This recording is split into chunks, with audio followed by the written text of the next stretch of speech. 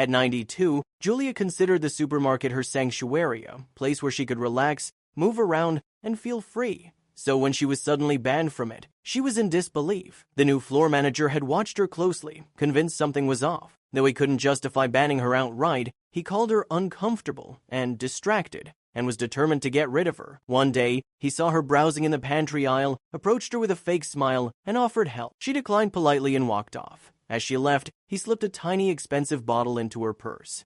Later, he told his boss, Augustine, that Julia had stolen. Augustine, skeptical but obligated to act, approached Julia as she was leaving the store. He asked if she had anything she hadn't paid for. Julia, confused and insulted, insisted she only bought a snack and waved her receipt. But when Augustine searched her bag, he found the bottle. Julia was devastated. She explained she didn't drink and had done nothing wrong. But the store had a strict no-theft policy. She was banned immediately. The floor manager was pleased he had finally succeeded in removing her. Augustine, however, felt uneasy. Julia had been part of the store's daily life, and he could tell she was genuinely hurt. As Julia walked home, humiliated and angry, she realized she'd been framed.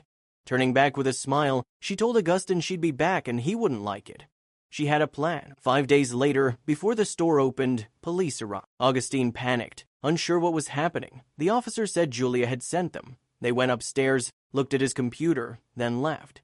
Augustine was stunned and afraid of what Julia had done. The officers didn't explain why they came or what they were looking for. They left quietly, but their presence stirred confusion among the staff. Augustine tried to brush it off, but deep down, he couldn't stop thinking about Julia. How did a 92-year-old woman manage to send the police to the store? And why? The next day, the mystery deepened. The same officers returned this time with Julia. She walked in confidently, smiling, as if she knew exactly what was coming. Augustine was asked to meet them in his office. He wanted answers, but the officers insisted they wait for the floor manager to arrive.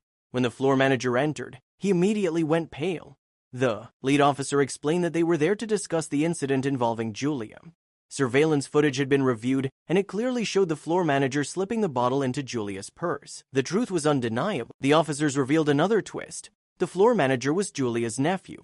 It turned out he had tried to keep her away from the store for personal reasons and had gone so far as to frame her for theft. Julia had contacted the police and requested they investigate the footage. The officers said that unless Julia was allowed back into the store and the floor manager was fired, they would pursue the case further.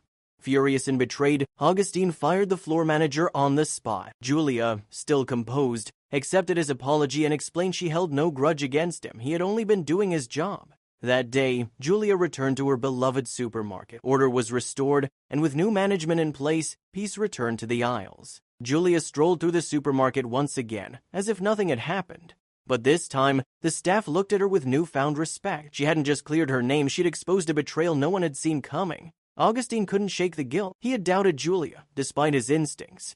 Watching her walk peacefully through the aisles now, he realized how much she had meant to the store. For Julia, the supermarket wasn't just a place to shop. It was her escape, her routine, her happy place. The truth about the floor manager spread quickly. Some employees had suspected he was targeting certain customers, those who spent little or lingered too long, but none imagined he'd go so far. His obsession with efficiency and control had blinded him to decency. He was gone now, and with him, the tension that had quietly taken over the store. Julia never gloated. She simply returned to her routine, greeting the cashier, browsing the aisles, and stopping by the snacks section. Her presence brought a calm familiarity. Customers who had seen the commotion before now smiled at her. Even those who didn't know the full story sensed something had changed. As for Augustine, the ordeal left him wiser. He promised himself never to act on weak suspicions again, especially not when it came to loyal customers like Julia. The store found its balance again, not because of a dramatic overhaul, but because one woman refused to be quietly erased. In the end, Julia didn't need revenge. She just needed the truth to come out. And it did, thanks to her courage and a little help from those who believed in justice.